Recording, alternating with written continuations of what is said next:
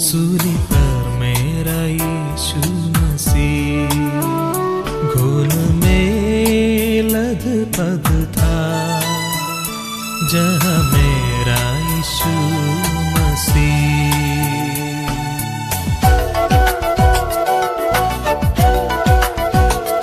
परमेश्वर के नाम की महिमा हो। प्रभात मनन की आराधना मनन में आप सभी का हार्दिक स्वागत है। आइए आज सुबह की शुरुआत करते हैं हमारे उद्धारकर्ता प्यारे प्रभु यीशु मसीह के नाम से।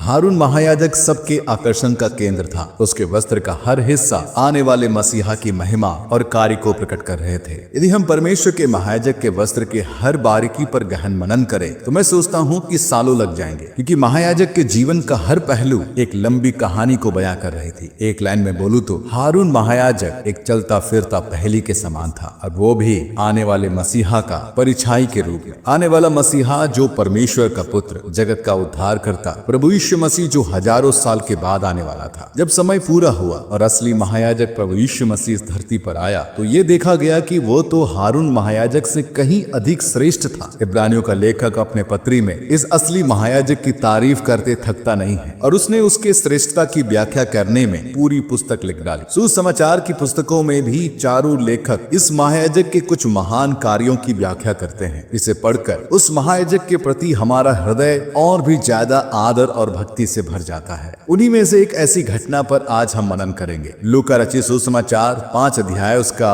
12 से लेकर 15 पद तक। जब वह किसी नगर में था तो वहां कोढ़ से भरा हुआ एक मनुष्य आया, और वह यीशु को देखकर मुंह के बल गिरा और विनती की, हे प्रभु, यदि तू चाहे तो मुझे शुद्ध कर सकता है। उसने हाथ बढ़ाकर उसे छुआ और कहा, मैं चाहता हूँ तो शुद्ध हो जा। और उसका कोढ़ तुरंत जाता रहा। तब उसने उसे चिताया, किसी से ना कह, परंतु जाकर अपने आप को याजक को दिखा, और अपने शुद्ध होने के विषय में जो कुछ मूसा ने चढ़ावा ठहराया है उसे चढ़ा, कि उन पर गवाही हो। परंतु उसकी चर्चा और भी फैल गई, और भीड़ की भीड़ उसकी सुनने के लिए और अपनी बीमारियों से चंगा होने के लिए इकट्ठी हुई। परमेश्वर इस पढ़े गए पदों पर अपनी आशीष को उंडेले। पढ़े गए भाग में घटित घटना को हम दूसरे सुसमाचार के पुस्तकों में भी पढ़ते हैं, जिसमें प्रभु यीशु मसीह एक कोढ़ी को चंगा करता है। उस जमाने में कोढ़ की बीमारी लाइलाज बीमारी थी। असल में लोग इसे बीमारी नहीं, पर इसे परमेश्वर के दंड के रूप में देखते थे। कोढ़ को इब्रानी भाषा के अनुवाद के अनुसार थूका हुआ कहा जाता है। उस जमाने के लोगों के अनुसार कोढ़ की बीमारी से ग्रसित इंसान परमेश्वर के द्वारा थूका गया है, अर्थात उसने कुछ ऐसा काम किया होगा जिसके कारण परमेश्वर उससे क्रोधित है, उसे थूक दिया, वह उस पर थूक दिया। लोगों के इस नजरिए के कारण वे हर कोढ़ी के साथ बड़ा बुरा व्यवहार करते थे। बाइबल के लेव व्यवस्था की पुस्तक में अलग अलग तरह के कोढ़ की बीमारी के विषय में उल्लेख किया गया। यदि कोई कोढ़ की बीमारी से ग्रसित हो गया है और लोगों के द्वारा उसकी 100% पुष्टि हो जाती है तो उसे अंतिम रूप से याजक के सम्मुख खड़ा किया जाता था कि याजक उसकी जांच करे। याजक की जांच पड़ताल के बाद यदि सचमुच वो कोढ़ की बीमारी निकली, याजक उसे अशुद्ध ठहराता है, और जैसे ही याजक की जुबान से अशुद्ध कहकर संबोधित किया जाता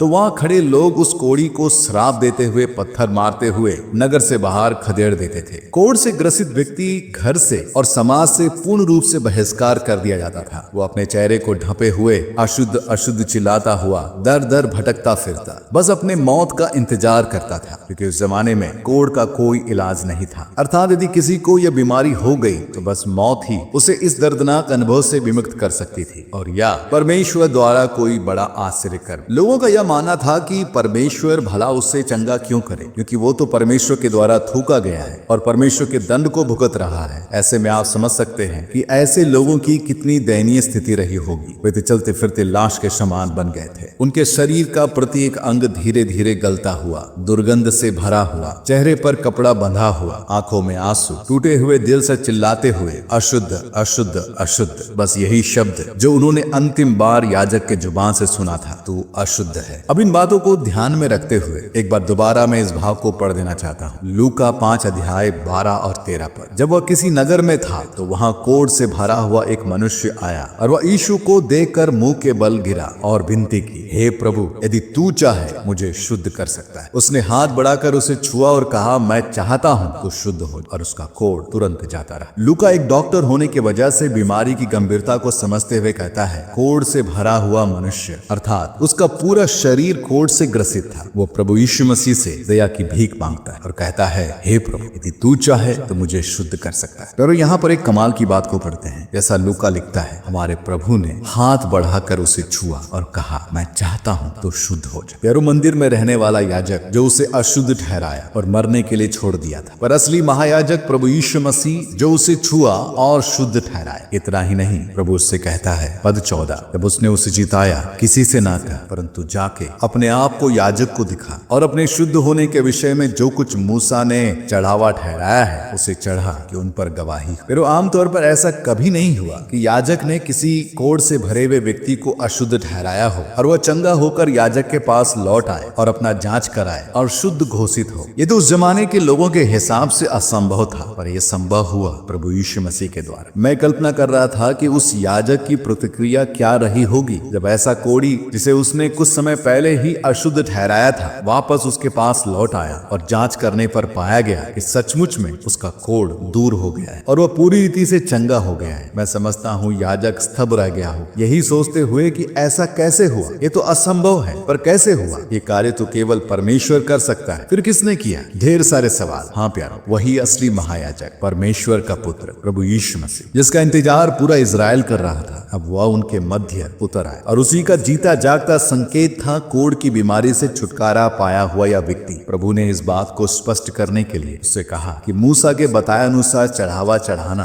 आखिर मूसा के बताए अनुसार ऐसा कौन सा चढ़ावा था? फिर उस चढ़ावे का उल्लेख हम लेव व्यवस्था की पुस्तक उसका 14 अध्याय उसके 4 से लेकर 7 में पढ़ते हैं। 2 शुद्ध और जीवित पक्षी, देवदारू की लकड़ी और लाल रंग का कपड़ा और जूफा, ये सब लिए जाए और याजक आज्ञा दे कि एक पक्षी बहते हुए जल के ऊपर मिट्टी के पात्र में बलि किया जाए। तब वह जीवित पक्षी को देवदारू की लकड़ी और लाल रंग के कपड़े और जूफा, इन सबों को लेकर एक संग उस पक्षी के लहू में जो बहते हुए जल के ऊपर बलि किया गया है डुबा दे और कोढ़ से शुद्ध ठहरने वाले पर 7 बार छिड़क कर उसको शुद्ध ठहराए। तब उस जीवित पक्षी को मैदान में छोड़ दे। मूसा के द्वारा बताए गए इस चढ़ावे के द्वारा परमेश्वर उद्धार के संदेश को प्रकट कर रहा था। ध्यान दे, इसमें बताया गया कि 2 पक्षियों को लेना है और एक को बलि करना और उसके लहू को उस चंगाई प्राप्त किए हुए व्यक्ति पर 7 बार छिड़कना और फिर दूसरे पक्षी को खुले में उड़ा देना, अर्थात बलिदान किया हुआ पक्षी प्रभु यीशु मसीह के कलवरी क्रूस के बलिदान को दर्शाता है, तो खुले में आजाद किया हुआ पक्षी प्रभु के पुनरुत्थान को दर्शाता है। इस बलिदान के द्वारा परमेश्वर इस संदेश को देना चाह रहा था कि कोढ़ के श्राप से छुटकारे का आधार मसीह का बलिदान और उसका मृत्यु पर से जी उठना। फिर हम भी तो उस कोढ़ी के समान पाप के कोढ़ से अशुद्ध और परमेश्वर के सम्मुख आने के योग्य नहीं थे, जैसे कि पौलुस कहता है इफिसियों के पत्री 2 अध्याय 12 पर, तुम लोग उस समय मसीह से अलग और इजराइल की प्रजा के पद से अलग किए हुए और प्रतिज्ञाओं की वाचाओं के भागी ना थे और आशाहीन और जगत में ईश्वर रहित थे, पर हमारा महायाजक उसने हमें अपने लहू से शुद्ध किया, हमें पिता से मिलाया और आज भी वह हमारे लिए पिता से विनती करता रहता है। मैं कल्पना करता हूँ कि जब वह कोढ़ की बीमारी से चंगाई प्राप्त किया हुआ व्यक्ति अपने घर आया होगा तो क्या नजारा रहा हो। उसके परिवार के सदस्य जब उसे चंगे हालत में देखे होंगे तो कैसी प्रतिक्रिया रही होगी। शायद उनमें से कुछ ने टोका भी होगा, अरे तुम घर कैसे आ गए, तुम्हें तो याजक ने अशुद्ध ठहराया था। उसने जवाब दिया होगा, हाँ, पर असली महायाजक मसीह यीशु, उसी ने मुझे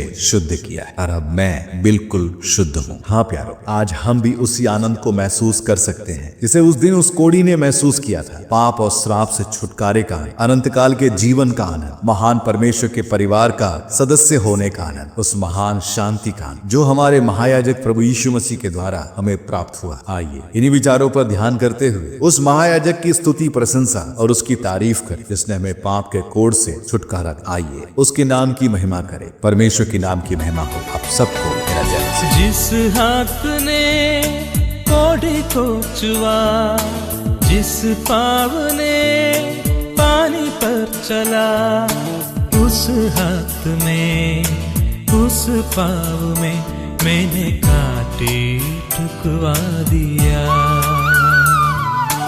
जिस हाथ ने कोड़े को चुआ, जिस पाँव ने पानी पर चला, उस हाथ में उस पाँव में मैंने कांटे ठुकवा दिया। मैं न भूल सकता सूली पर मेरा यीशु मसीह, खून में लथपथ था जहाँ मेरा यीशु